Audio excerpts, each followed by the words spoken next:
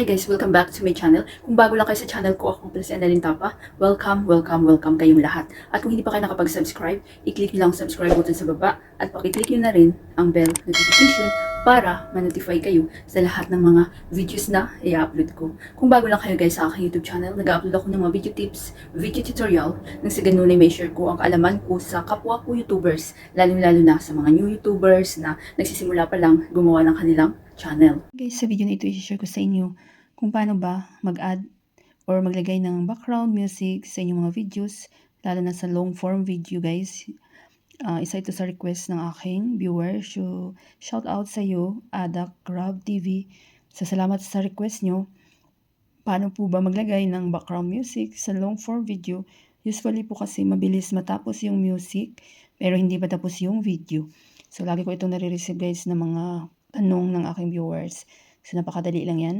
So, ang gamit natin dito guys is CapCut. So, kung hindi nyo pa na-install ang CapCut sa inyong mga mobile, i-install nyo na. Pwede siya sa Android, pwede siya sa iPhone. Ang gamit ko always is Android. So, i-click na natin. Then, makikita nyo new project guys. So, i-click nyo lang new project. So, maghanap lang ako dito ng videos na halimbawa ko sa inyo. So, halimbawa ito. Then, add nyo lang. So, andito na tayo sa loob ng CapCut. Hi guys, welcome back to So, mayroon itong guys, sarili kong sound audio original. So, tanggalin ko lang. So, paano ba tanggalin yan? Click nyo lang yan. Clip. Hanapin nyo ang volume. I-zero nyo lang. Check. So, ayan, wala na. Then, lagyan na natin ng music. So, punta kayo dito sa audio guys. Nakita nyo audio. Then, sounds. So, maraming mga music dito si CapCut. Pero be careful kayo guys. Kapag i-monetize nyo yung inyong mga channel or videos. So, dapat mag-ingat kayo sa copyright. So, kapag meron kayong mga na-download na sarili nyong music na walang copyright, punta kayo dito sa ito guys, yung parang computer. Then, device. So, maghanap ako dito ng music. So, kung hindi nyo alam guys kung saan kukuha ng mga music, for YouTube videos lang guys ha. So, mayroon akong tutorial yan. Hanapin nyo sa aking tutorial playlist ang kuhaan ng 100% free, no copyright music. So, ano ba ito guys? Click nyo lang yan. Then, plus. So, nakita nyo blue, mayroon na yung music ang ating videos.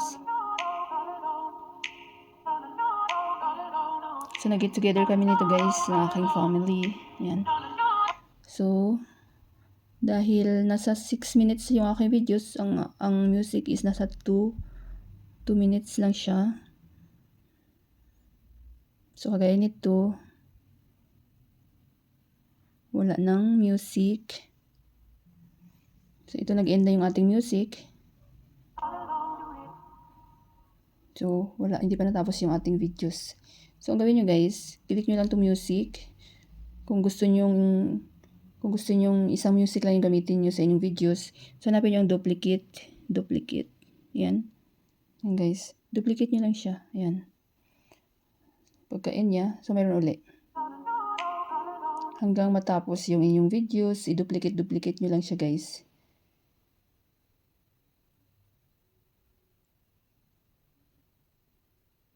Yan, dito nag-end uli. Duplicate nyo siya uli. Yan. So, halimbawa, lumapas naman yung inyong music. Ang gawin nyo is duplicate pa uli natin. So, duplicate nyo lang siya hanggang maano yung videos nyo. So, ito lumabas na siya. So, ito pala yung watermark ni CapCut sa dulo guys. Pwede yan siya matanggal. For free, delete nyo lang. I-click nyo lang, then delete. So, yan, nag-end na yung video natin at ang music nandyan pa. So, gawin nyo, click nyo yung music. Then, hanapin nyo ang split. Ayan, split.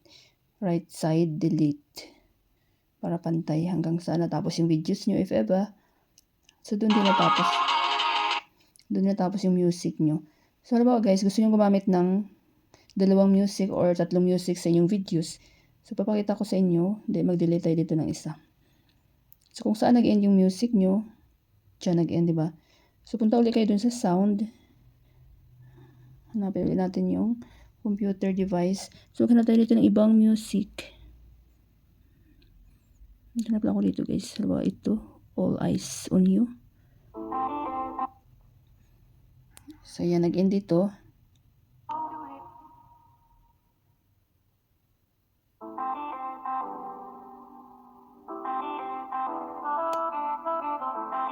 So, ayan, di ba? So, pwede kayong gumamit ng 2, 3 music or ilang music dyan, guys. Basta sarili yung music, walang copyright.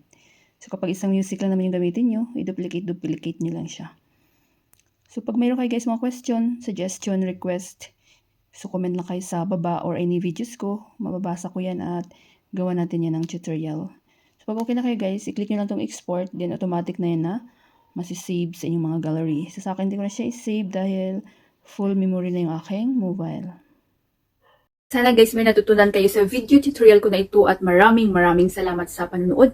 Kung meron kayong mga question, suggestion, and request, just leave a comment down below. At huwag niyo kalimutan mag-like, share, comment, at kung hindi pa kayo nakapag-subscribe, i-click niyo lang subscribe button sa baba at pakiclick niyo na rin ang bell notification para ma-notify kayo sa lahat ng mga videos na i-upload ko. Always be happy guys, be positive, avoid nega. See you next time!